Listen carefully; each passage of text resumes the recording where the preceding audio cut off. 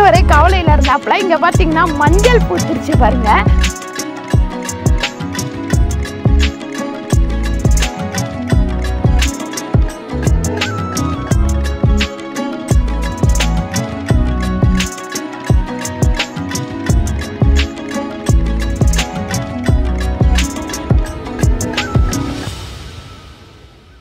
உங்க சமையலோட ருசியை கூட்ட அம்மா சமையலோட மசாலா வாங்கி சமைச்சு பாருங்க. அதோட சுவையே தனியா இருக்கும்.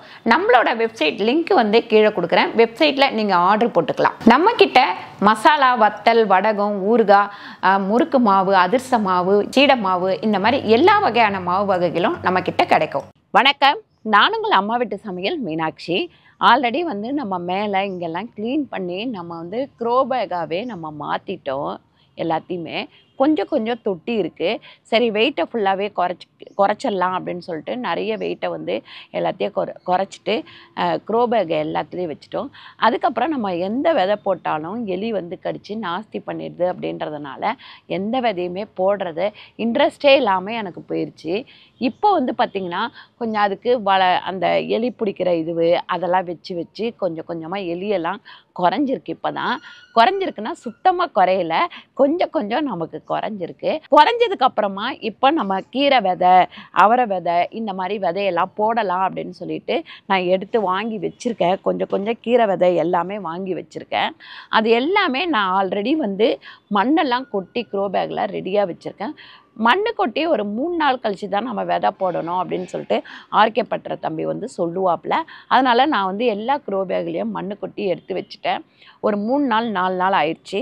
இப்போ வந்து நம்ம என்ன பண்ணலாம் அப்படின்னு பார்த்திங்கன்னா, ஒவ்வொரு தொட்டிலையும் ஒவ்வொரு விதையை நம்ம போட்டுக்கிட்டே வரலாம்.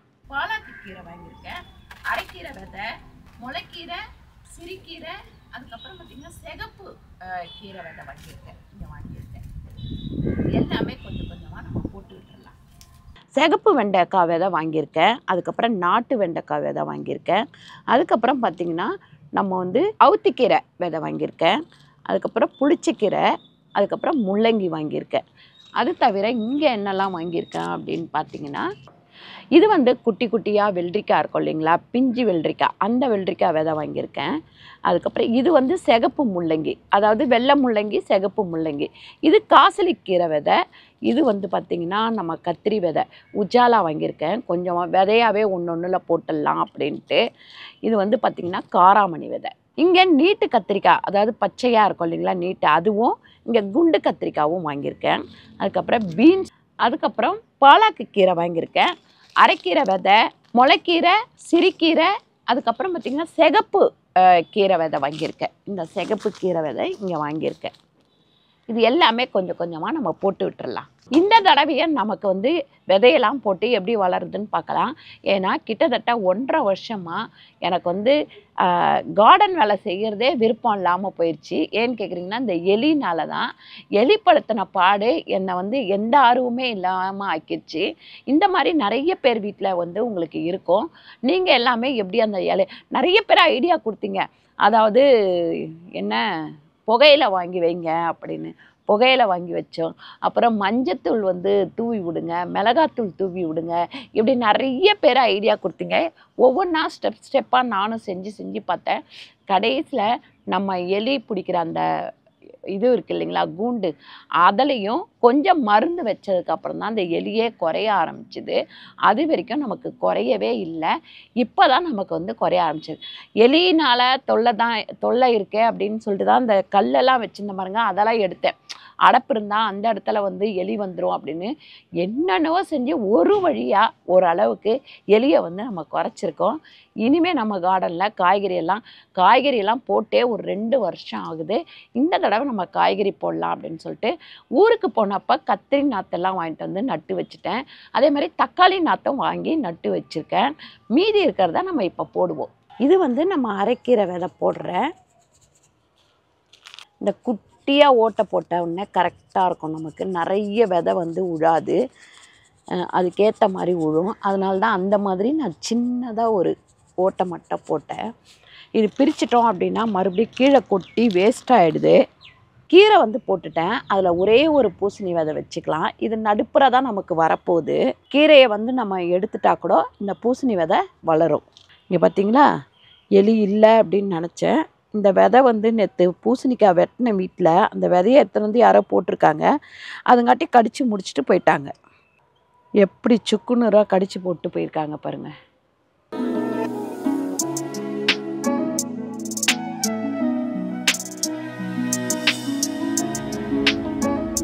பாருங்கள், இந்த மாதிரி குட்டி ஓட்டையாக போட்டுக்கிட்டோம் அப்படின்னா நமக்கு வந்து ஒரு தொட்டியில் லிமிட்டாக விழும். கையில் எடுத்து போடும்போது பார்த்திங்கன்னா அதிகமாக வந்துடுது. அதுக்கப்புறம் அதில் கீரை வந்து ரொம்ப அடர்த்தியாக வளர்ந்தவுடனே ஒரு கீரை நல்லா வளருது, ஒரு கீரை நல்லா வளராமல் போயிடுது. அதனால் நான் கொஞ்சமாக தான் போட்டிருக்கேன்.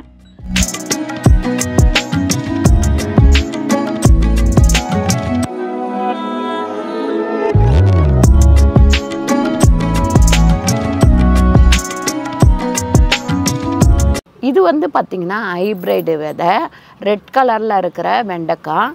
இது வந்து நாட்டு வெண்டைக்காய். நாட்டு வெண்டைக்காய் பாருங்கள் எப்படி இருக்குது அப்படின்னு சொல்லிட்டு. இது கொஞ்சம் பெரிய பெரிய விதையாக இருக்குது, இது குட்டி குட்டி விதையாக இருக்குது. இதுதான் வந்து நாட்டு வெண்டைக்காய். இது வந்து ஒரு இந்த தொட்டிக்கு வந்து இது கொஞ்சம் சின்ன செடியாக தான் வரும், ரொம்ப பெருசாலாம் வராது. அதனால் 5 விதை நான் போட்டுக்கிறேன். இது வந்து அந்த சிகப்பு கலரில் இருக்கும் இல்லைங்களா, ஹைப்ரிடு, அந்த விதை. நம்ம நாட்டு வெண்டைக்காய் வந்து செடி வந்து கொஞ்ச நாள் இருக்கும். அதாவது எப்படியோ ஒரு 2-3 மாதம் வரைக்கும் அதில் வந்து காய் பறிச்சுக்கிட்டே இருக்கலாம். சில செடியெல்லாம் 6 மாதம் வரைக்கும் நல்லா காய் பறிச்சுக்கிட்டே இருக்கலாம். இது வந்து பார்த்திங்கன்னா ஒரு லிமிட்டில் வந்துட்டு ஒரு இடத்துல நின்றுடும். ஆனால் காய் வந்து நல்லா பெருசாக, வெண்டைக்காய் வந்து பெருசு பெருசாக இருக்கும். இது வந்து காராமணி. இங்கே வந்து பார்த்திங்கன்னா முருங்கைக்காய் வச்சுருக்கேன். பின்னாடி இருந்த மரத்தில் வெட்டி கொஞ்சம் வச்சுருந்தேன், அதை வச்சுருக்கேன். அதில் ஒரு 2 விதை, ஏன்னா முருங்கை மரம் வளர லேட் ஆகும். அதுங்கட்டே காராமணி வளர்ந்துடும், சீக்கிரமாக வளர்ந்து முடிஞ்சிடும். அதனால் அதுலேயும் வச்சுருக்கேன். மேலே பார்த்திங்கன்னா நம்ம வந்து கோவக்காய் வளர ஆரம்பிச்சிருக்கீங்க பாருங்கள். கோவக்காய் கொடி போடணும், ஏன்னா இங்கே கட்டி விடணும். நம்ம செடி வச்சதோடு விட்டுட்டோம். இந்த பாருங்க எவ்வளோ இருக்குன்னு. இந்த பக்கம் காட்டுப்பா, எவ்வளோ கோவக்காய் இருக்குப்பா, இதோ வருப்பா. இதோ அதுக்கு இப்போ கட்டி விடணும்ப்பா. நிறைய இருக்குது கோவக்காய். இந்த வாட்டி பறிச்சிடலாம். இந்த சைடு எல்லாமே கொடி ஏறுற மாதிரி செடி தான் வச்சுருக்கேன். ஏன்னா இங்கேனா வலை கட்ட முடியும். வலை கட்டினோம்னா நம்ம வந்து அதில் ஏற்றி விட்டுடலாம். அதுக்காக தான் இந்த பக்கம் வச்சேன். பார்த்திங்கன்னா இப்போ ஏறுறதுக்கே வசதி இல்லாமல் இருக்குது. முதல்ல இது வேறு கட்டணும் நம்ம. அதுக்கப்புறம் இந்த சைடில் பார்த்திங்கன்னா நம்ம மஞ்சள் செடி எல்லாமே இருக்குது. இது வந்து சேப்பங்கிழங்கு செடி. அதுக்கப்புறம் இது வந்து கொடி பூ மாதிரி நல்லா பூக்கும். இங்கே பாருங்கள், சூப்பரான ஒரு ஹாப்பியான நியூஸு.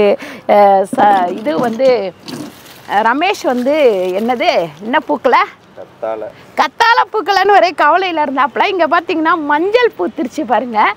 கிட்டத்தட்ட ஒரு 3.5 வருஷத்துக்கு அப்புறம் தான் இந்த மஞ்சள் வந்து பூத்துருக்கு. செடி வச்சு இல்லை, ஒரு தடவை வச்சப்போ நல்ல சூப்பராக பூத்துருந்தது. அதுக்கப்புறம் இப்போ தான் நமக்கு அந்த மஞ்சள் வந்து பூ வந்திருக்கு. இது வந்து இப்போ புதுசாக வச்சுட்டோம். அடுத்து இந்த மஞ்சள் வந்து எடுத்து வச்சுட்டோம். இங்கே கத்திரிக்காய் செடியெல்லாம் வச்சுருக்கோம். இந்த ஒன்று நான் வாங்கிட்டு வந்தேன்னு சொன்னேன் இல்லைங்களா, இது வந்து விதை போட்டது, முருங்கை விதை போட்டு வச்சுருக்கேன். முள்ளு கத்திரிக்காய் செடி மட்டும்தான் இந்த வாட்டி கிடச்சிது. முள்ளு கத்திரிக்காய் மட்டும் வச்சுருக்கேன். எல்லாத்துலேயும் முள்ளு கத்திரிக்காய் அதை பாருங்கள், இதெல்லாம் வச்சுருக்கேன். இது ஆல்ரெடி மஞ்சள் செடி வச்சுருந்த மண், நல்லாயிருக்கும் இந்த மண். அதனால் இந்த தொட்டிலேருந்து கொட்டி வச்சுருந்தேன், வந்து எடுக்கவே முடியல. இப்போ வந்து இந்த மண்ணை கொட்டி இந்த க்ரோ பேக்கில் ஏதாவது வந்து செடி வச்சிடலாம். நல்ல நம்மக்கிட்ட வந்து மண்புழு உரம் போடுற தொட்டு புழு வந்து நல்லாவே இருக்குது. நல்ல புழு இருந்தால் மண் நல்லாயிருக்கும் அப்படின்னு சொல்லுவாங்க. நிறைய எல்லா தொட்டிலையுமே நம்ம எந்த தொட்டி எடுத்தாலுமே அதில் வந்து மண்புழு நல்லாவே இருக்கும் நமக்கு.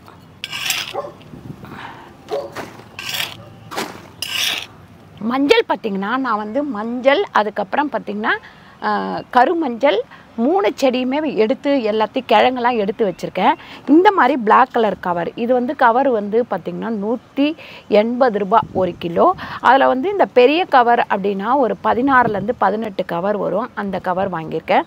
இது கிட்டத்தட்ட 50 கிலோ கவர்னு சொல்லுவாங்க. செடி வச்சு பெருசாக வளர்ந்தாலும் 50 கிலோ வரைக்கும் இது தாங்கும்.